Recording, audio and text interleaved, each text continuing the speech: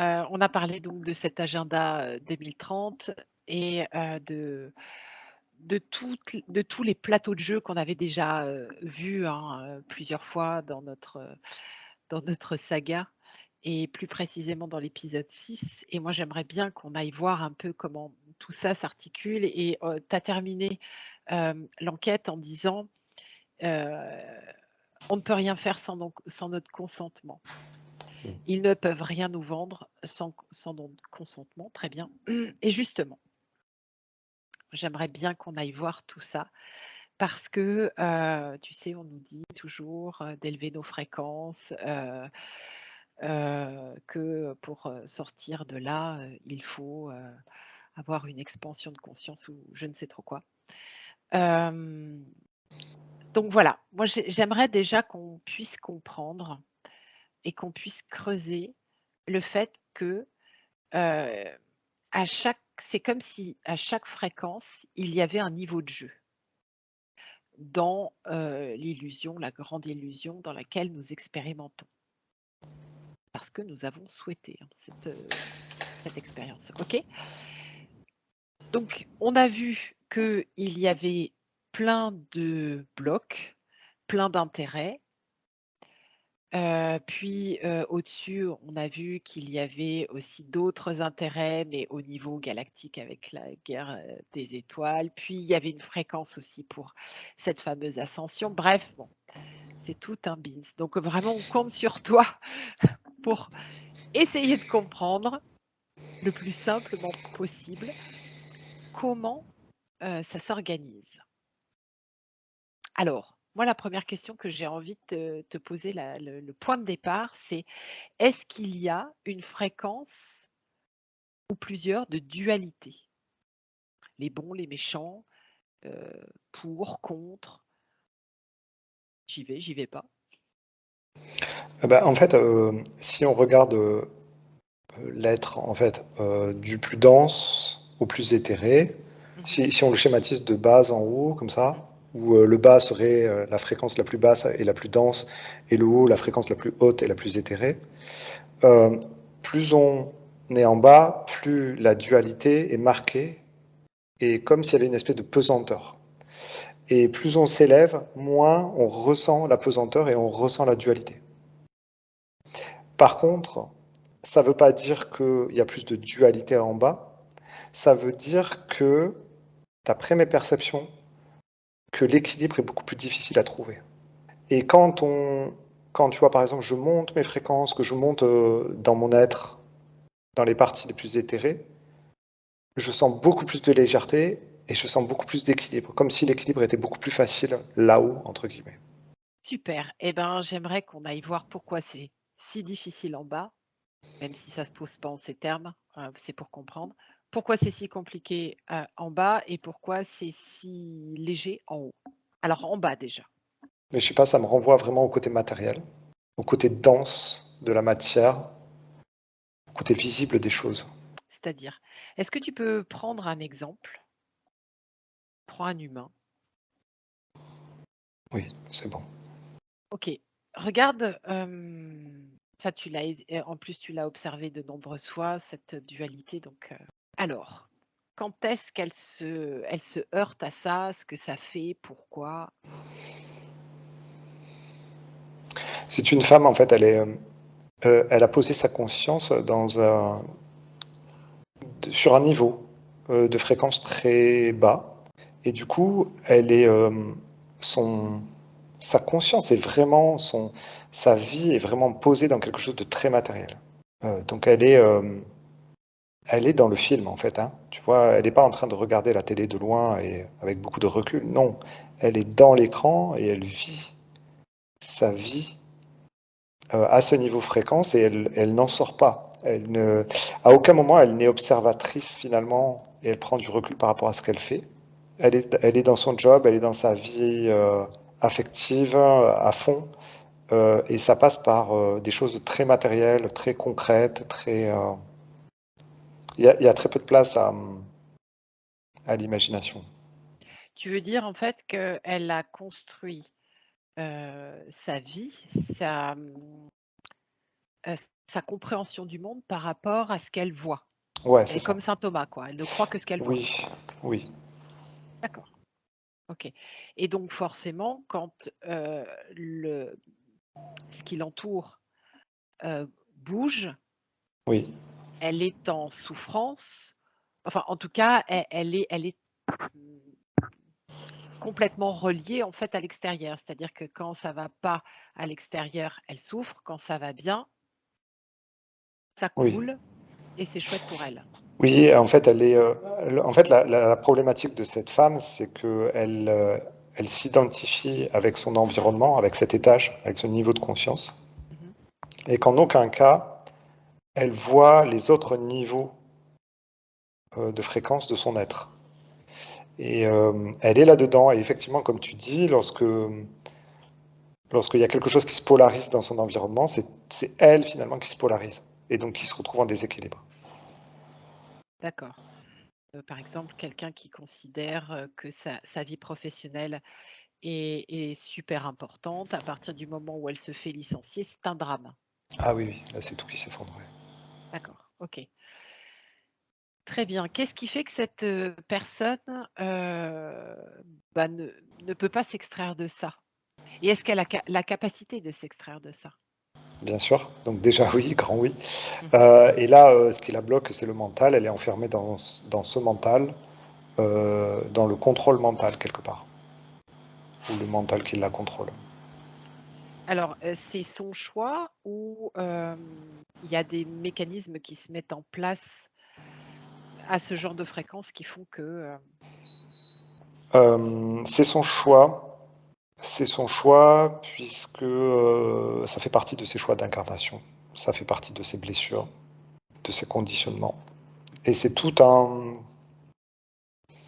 ouais, c'est tout un environnement lié à son expérience qui fait que elle s'est enfermée là-dedans. d'accord. Comment peut-elle en sortir? Parce que chaque jour, quand En elle apaisant ses considère blessures, ça, en apaisant en ses apaisant ses blessures, en s'élevant, en, en évoluant en fait. Ça c'est important. C'est-à-dire que ce qui a l'air important, tu vois, quand on regarde cette perspective un peu, on va dire caricaturale, euh, ce qui a l'air important, c'est de ne jamais rester figé dans ses blessures, dans ses drames, dans ses profondeurs, tu vois.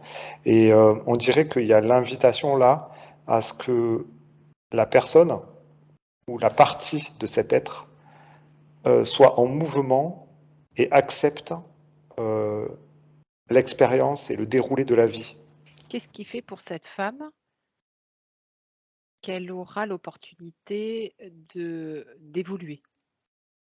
Parce que c'est compliqué, hein, quand tu es, très conditionné par ça, enfin, tu remets une pièce, dans la machine tous les jours, quoi.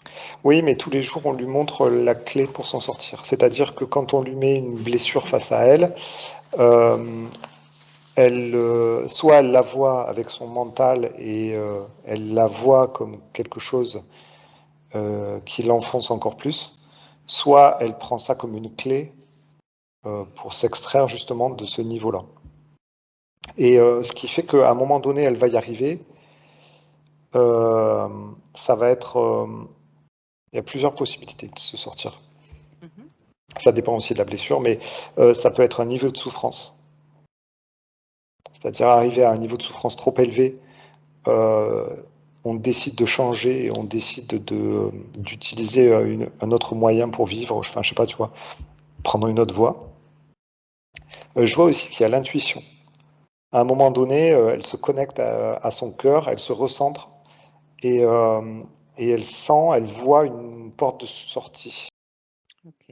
C'est elle qui s'est programmé ces petits rendez-vous là, avec elle-même?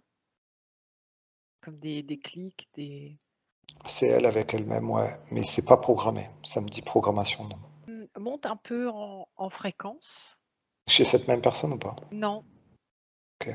prends une autre personne, on va monter un petit peu, on reste toujours dans la dualité. Mm.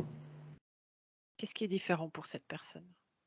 C'est un écrivain qui arrive à s'évader Il a, il a un canal d'ouvert.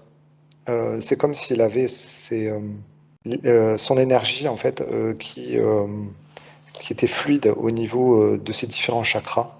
Et il y a une possibilité de s'élever très rapidement et d'aller puiser dans ses corps supérieurs, aller chercher des connexions dans ses corps éthérés. Ok. Comment il est arrivé à faire ça? Donc en fait déjà il y a une disposition à ça, Mhm. à l'incarnation. Et après il y a vraiment une écoute de soi, un centrage. C'est-à-dire qu'il décide d'écouter ou de se faire confiance quand il pressent, ressent des choses. Oui. Donc déjà, commence à quitter la posture du regard extérieur comme étant la réalité. Ouais. C'est ça. Oui, mais attention là, il faut pas tomber dans le piège justement de se dire que on est tous pareils au début. Parce que tu vois, là, je prends deux personnes différentes qui n'ont pas du tout les mêmes enjeux, qui n'ont pas du tout les mêmes chemins de vie au niveau de cette incarnation. Donc là, je me place dans une incarnation terrestre, bien sûr, tu vois. Et en fait, les personnes n'arrivent pas avec les mêmes dispositions et les mêmes enjeux dans leur incarnation. Donc tu vois, du coup, c'est difficile de les comparer. Et même les conseils qu'on peut sortir là maintenant, tu vois, les clés qu'on arrive à trouver, Mhm. elles peuvent aider certaines personnes. Tu vois, elles peuvent matcher avec certaines personnes, elles peuvent inspirer, mais finalement, le chemin, il est propre à chacun. Est-ce qu'on peut, est-ce qu'on peut dire qu'il y a des, des âmes, on va les appeler comme ça, qui sont plus jeunes que d'autres? Plus jeunes, j'entends, dans l'expérimentation de l'incarnation terrestre. Oui, il y a de tout. Est-ce que justement cette femme que tu as vue était plus jeune que cet écrivain que tu viens de voir? Non, Ah, donc ça procède pas de ça. non, ça procède pas comme ça. En fait, tu as en fait, il y a vraiment de tout. C'est-à-dire que c'est pas en lien avec la jeunesse ou quoi que ce soit. C'est tu viens faire une expérience pour équilibrer un certain niveau de ton être. Et des fois, effectivement, il y a des fœtus qui arrivent, qui restent 2 semaines et qui repartent. C'est leur première vie et c'est leur dernière vie. Ils sont venus équilibrer quelque chose, en fait, au niveau de leur être, trouver une expérience. Et tu en as d'autres qui vont boucler pendant des milliers d'années sur Terre. Et malheureusement, en fait, il n'y a pas de. En fait, ça va un peu à l'encontre aussi des croyances que j'avais aussi à un moment donné, Mhm, où je pensais qu'il y avait des cycles d'âme et tout ça, et qu'on est mhm, obligé de patauger là pendant des centaines, mhm, des milliers d'années, etc. Et au fur et à mesure qu'on fait des sessions aussi, tu le vois, Anso, mhm, euh, on s'aperçoit qu'il y a de tout en fait. Et il n'y a mhm, pas de règles, il y a pas des cycles d'âme, machin, qui s'incarnent, machin, et qui doivent en baver et tout ça. Et mhm. puis après, une fois qu'ils ont fini leur chemin de croix, ils repartent et ils sont soulagés et tout ça. En fait, Sur un non. autre thème. Ouais, c'est ça. Et en fait, non. Et on a vu récemment des âmes qui faisaient des allers-retours, quoi, Mm. et qui reviendront peut-être jamais sur une incarnation terrestre, quoi. Donc, pas de règles là. Du coup, est-ce qu'on n'est pas là, bah, comme tu dis, pour équilibrer quelque chose finalement, et rien transcender du tout, absolument pas hem, monter en fréquence, puisqu'on est là pour équilibrer quelque chose? Oui, oui, mais c'est ça en fait. Euh, si on regarde notre être de façon globale et multidimensionnelle, on s'aperçoit que on a des choses qui sont pas équilibrées, qui sont en déséquilibre, et on est là justement dans des zones de dualité. On est là aussi pour aller les voir ces choses-là. Mmh. Et en fait, de cette façon-là, on peut les rééquilibrer. On les voit, on les expérimente, et ça nous permet de les pacifier, de les intégrer, et du coup d'équilibrer son être. Du coup, est-ce qu'on peut dire que ces fameuses couches de dualité qui montent euh, jusque je ne sais quelle densité ou fréquence, elles sont vraiment là, immuables, comme un jeu qui se rejoue sans cesse, pour justement on puisse avoir des terrains de jeu pour équilibrer ça ou Ah, ça j'ai l'impression. Mhm. J'ai cette impression-là. Bon, après, clairement, j'ai vraiment une vision dégradée de l'être, hein, je suis conscient. Donc, il faut, nous, de notre niveau, en fait, on nous montre les images qu'on est en capacité de Bien comprendre sûr. avec notre cerveau d'humain. Et je Et pense que c'est bien plus complexe que ça. Mais comme tu bien l'as sûr. dit, je pense que ça matche bien. D'accord. En tout cas, de ce qu'on peut percevoir maintenant, hein. Évidemment, on a la prétention de rien. Ok, et parce que tu vois, je trouve que ça matcherait vachement avec ce qu'on voit depuis quelque temps dans notre saga de la guerre des étoiles, mais pas que, tu vois, comme si en fait c'était un jeu dans notre société là, de lutte de pouvoir, mais qui n'a pas de fin, en fait. Je me rappelle d'un moment où tu me dis: «Mais, on va vers plus de liberté, mais on a toujours un bloc au-dessus de nous» Mm. et j'ai vraiment l'impression que voilà, c'est sans fin et du coup, je me dis que quand on est dans la lutte et qu'on croit, à, tu vois, une ascension, ce genre de choses, finalement, est-ce qu'on reste pas tout le temps dans le jeu? Mm. Si. J'ai l'impression, alors tu vois, là, au fur et à mesure que tu parles, on me montre un être qui s'expand. Tu vois, c'est comme si je voyais, comment dire, c'est comme si je voyais un être comme un sapin, tu vois, comme un grand sapin, avec des couches très denses en bas et très éthérées en haut, comme j'ai dit tout à l'heure. Et au fur et à mesure qu'on met en équilibre les branches du sapin, un peu partout, le sapin grandit, grandit, grandit, les branches grandissent, et le sapin devient encore plus grand.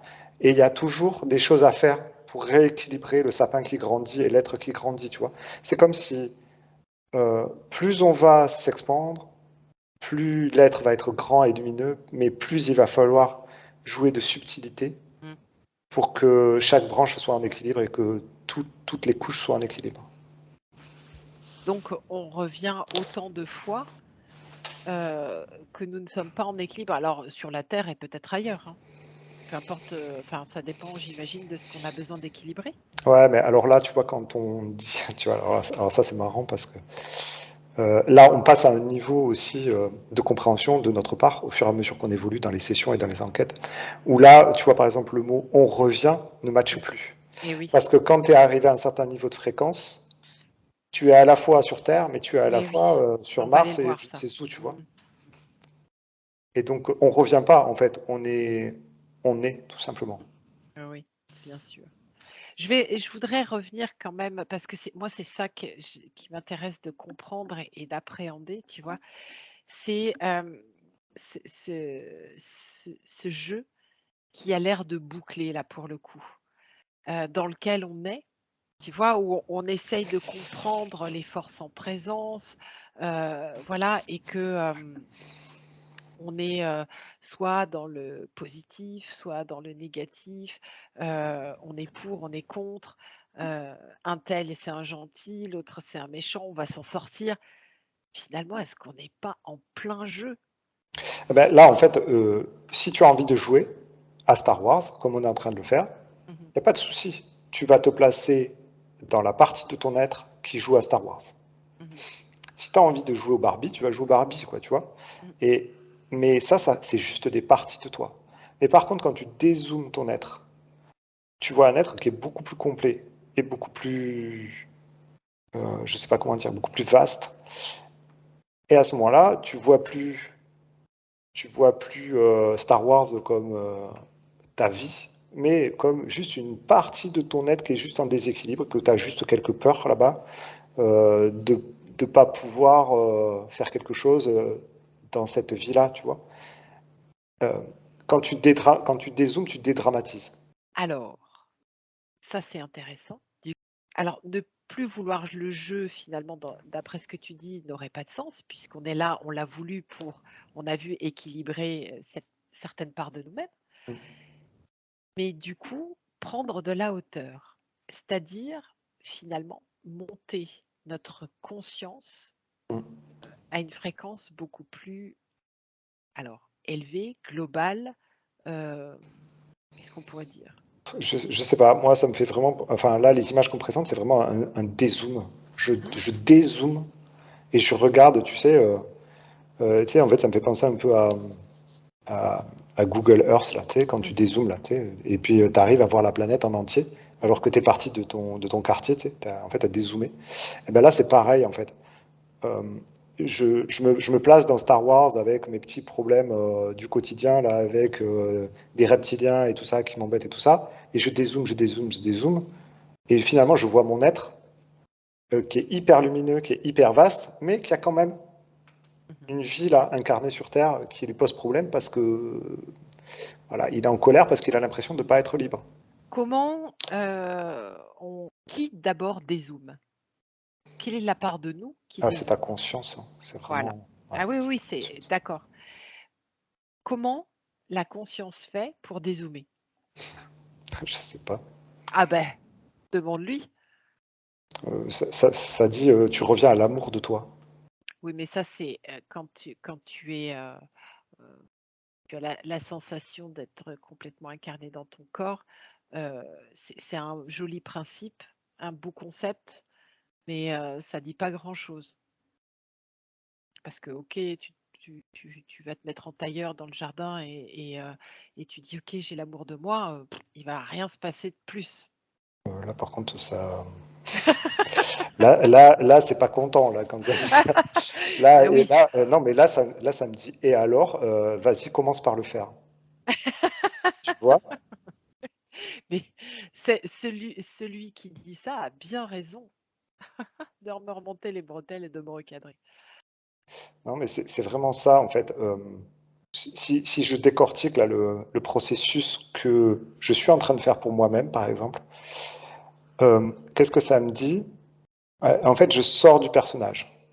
C'est-à-dire que je me regarde, moi, Guillaume Capin, en train de faire de l'hypnose. Je OK. suis plus dans mon film d'hypnose, je suis en train de me regarder en train de faire de l'hypnose. Et puis, je suis en train de me regarder en tant que juste qu'être incarné sur Terre. Et après, je dézoome encore. Et là, ma conscience, elle me souffle des choses. Elle me dit, tu sais, tu as un autre Guillaume Capin qui est pas très loin de toi, mais qui est en train de faire un autre métier. Et en fait, tu vois, ma conscience, en fait, elle m'a déjà soufflé tous ces trucs. Elle m'a déjà invité à regarder, à me poser des questions sur est-ce qu'il n'y a pas d'autres dimensions autour de toi.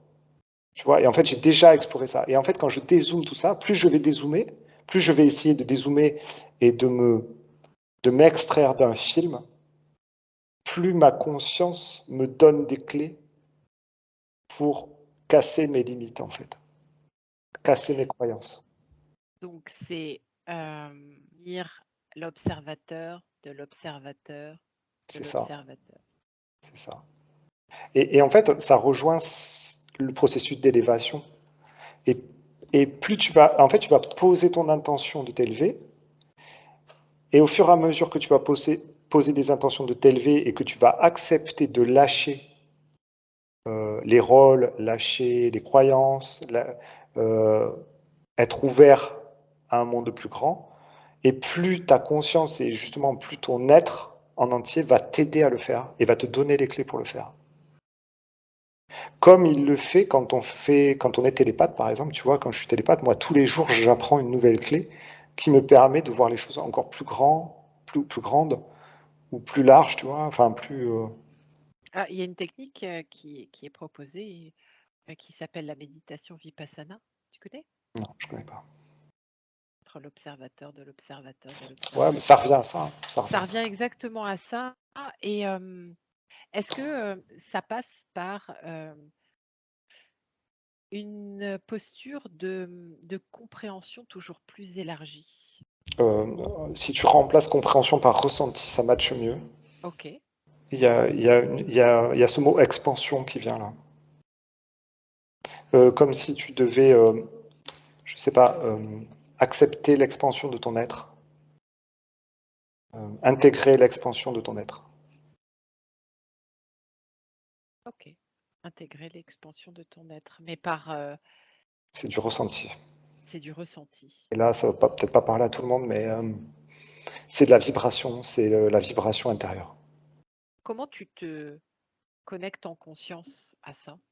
Dans ton cœur, là, vraiment, il faut que tu te, tu te places dans ton cœur, tu fasses le vide, tu te déconditionnes de tout. Il n'y a rien d'autre qui existe finalement que ta propre lumière. Et tu te désidentifies de ton extérieur. Un peu le processus qu'on fait quand on va en télépathie. On se place dans son cœur, dans sa lumière, et il n'y a rien d'autre qui existe. Et il n'y a que ça. Ok. Alors j'ai une dernière question. Est-ce que finalement on peut dire qu'on est déjà tous des êtres réalisés, entre guillemets?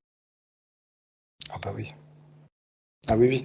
D'ailleurs, ça, tu vois, je le remarque tous les jours quand on fait des sessions et qu'on va, pour les clients, quand on va voir leur être, ben, Eh bien oui. sûr, il y a toujours des petites zones qui se mettent en surbrillance qu'il faut aller conscientiser, qu'il faut aller équilibrer et tout ça. Donc, on fait ce chemin, on fait ces petites découvertes avec les clients.